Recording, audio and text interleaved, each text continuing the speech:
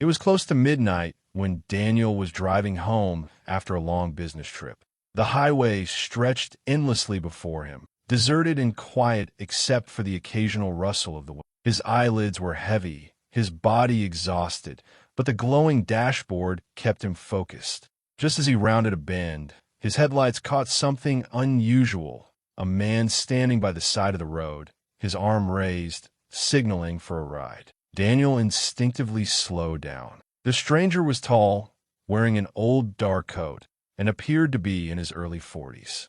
His face looked pale, illuminated faintly by the headlights.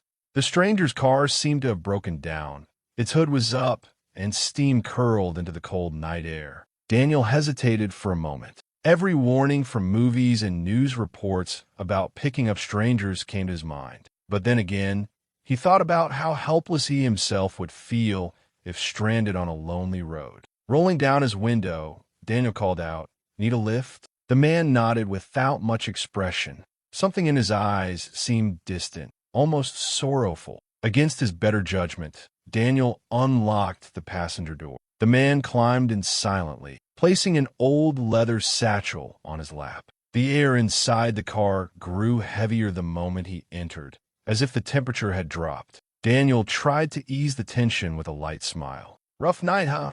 But the man gave no reply, only a brief glance before fixing his gaze forward. As the car rolled back onto the highway, Daniel felt the faintest chill crawl up his spine. Something about this encounter didn't feel right, yet he forced himself to focus on the road. The stranger sat completely still, hands resting on the satchel, eyes unblinking. Daniel had no idea that by offering this ride, he had just stepped into the most terrifying experience of his life.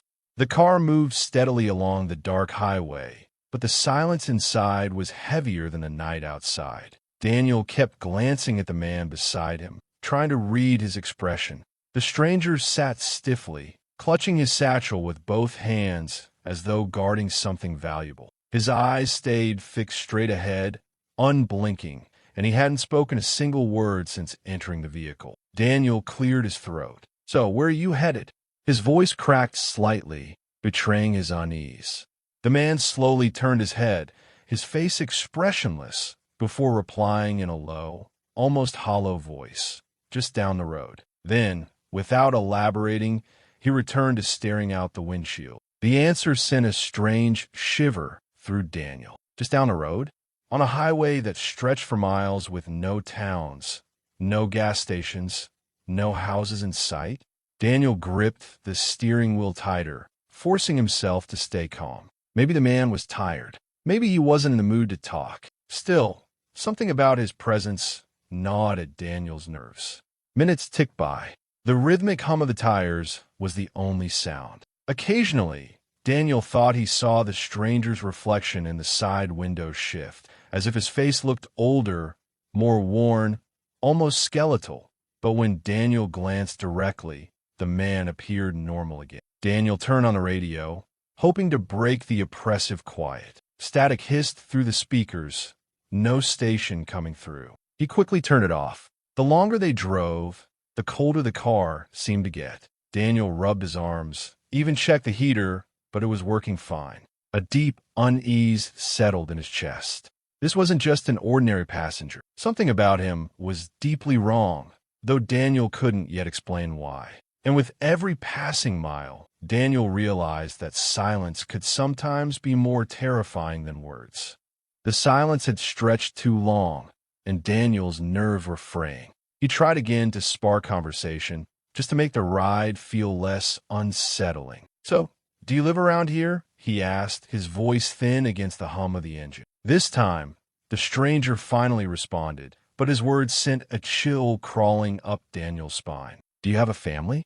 The man's tone was flat, almost detached, but the question felt invasive, too personal for someone he had met just minutes ago. Daniel forced a polite laugh. "Yeah, a wife and 2 kids." "Why?" The stranger turned his head slowly, his pale face barely visible in the glow of the dashboard. "Do they wait for you when you're late?" Daniel gripped the steering wheel tighter. Something about the way the question was asked felt wrong, like it carried a weight beyond casual curiosity. A long pause followed. Then came another question, even darker. Have you ever thought about what it would be like if they lost you suddenly? Daniel's heart thudded in his chest. His throat went dry, and he tried to mask his fear with forced humor. That's a pretty grim thing to ask a stranger, don't you think?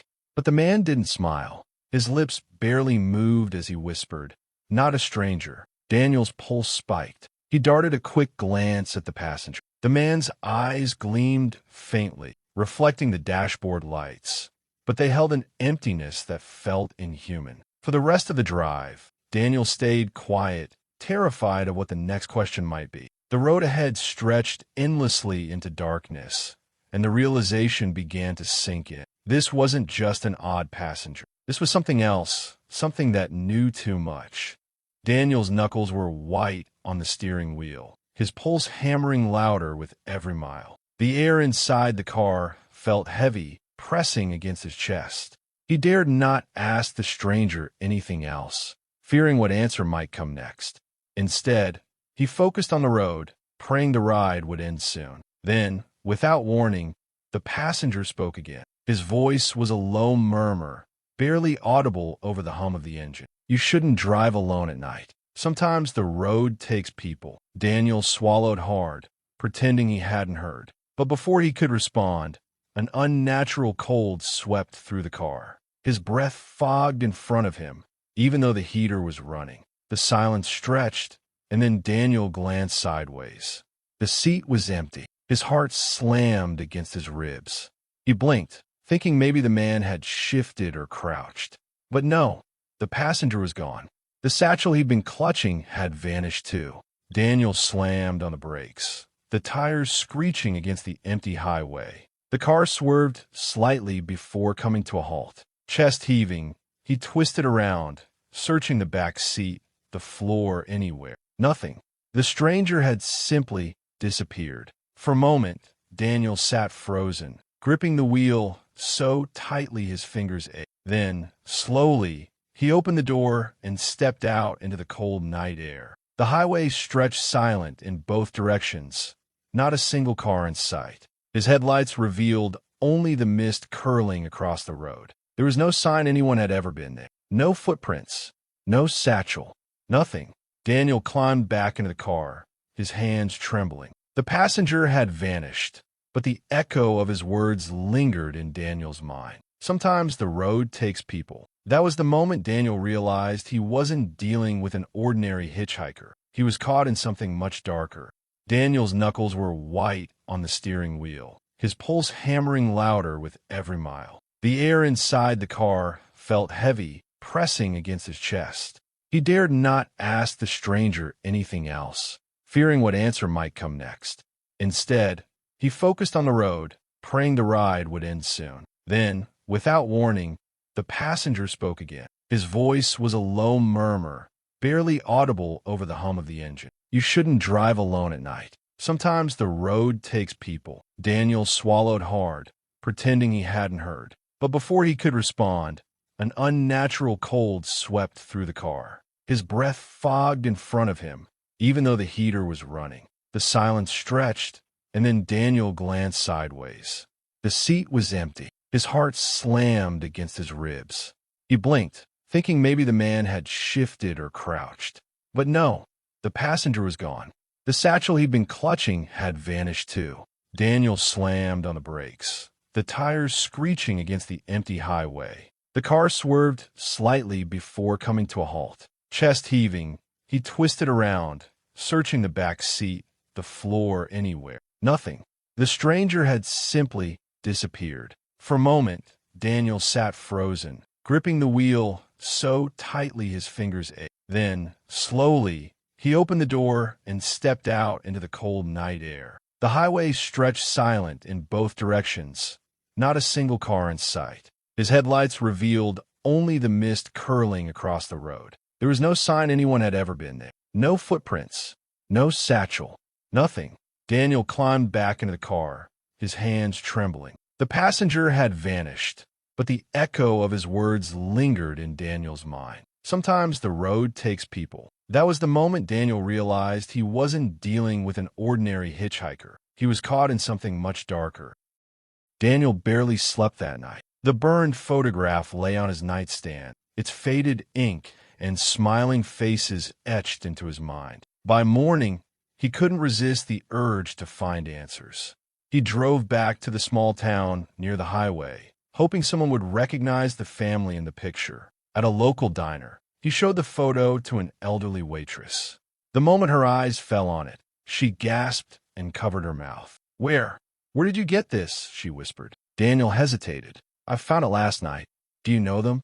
Her hand shook as she set down the coffee pot. "That's Henry Cooper and his family. They died almost 20 years ago. Their house burned down in a fire. People say Henry's spirit still roams that highway, trying to find a way back home." Daniel felt the blood drain from his face. "That can't be. I gave him a ride last night. He was real. He was in my car." The woman shook her head slowly. "You're not the first to say that. Some drivers claim he appears when the road is quiet, always carrying that same satchel, always leaving something behind. You're lucky he didn't take more than a ride." Her words echoed in Daniel's mind, chilling him. He pulled the photograph from his jacket, sliding it across the counter. "Then why do I have this?" The waitress stared at it, her voice trembling. "Because he wants you to remember him. Or maybe he wants something else." Daniel sat frozen, realization creeping into his bones. He hadn't just encountered a ghost. He had become part of its story. And deep down he knew this wasn't over.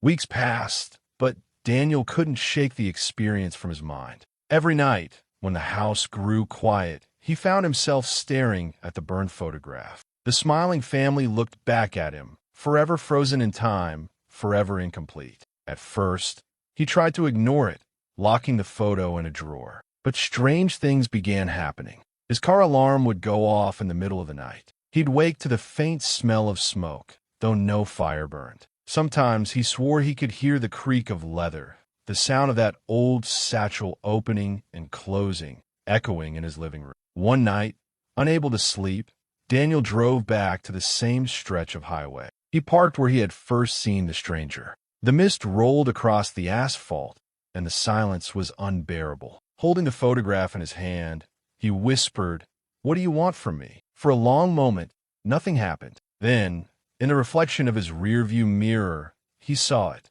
The stranger's face, pale and sorrowful, staring back at him. His lips moved, forming words Daniel could barely hear. "Remember us." The vision vanished as quickly as it appeared, leaving only the photograph glowing faintly in his hands. Daniel sat frozen, tears stinging his eyes. This wasn't about fear anymore. It was about loss, about a soul that could never let go. From that night forward, Daniel carried the photo with him wherever he went. He never saw the stranger again, but the weight of that ride changed him forever. Every time he drove at night, he glanced at the passenger seat, half expecting to see the pale figure there again. And though the seat stayed empty, Daniel knew he had crossed paths with something eternal, something that would ride with him in silence for the rest of his life.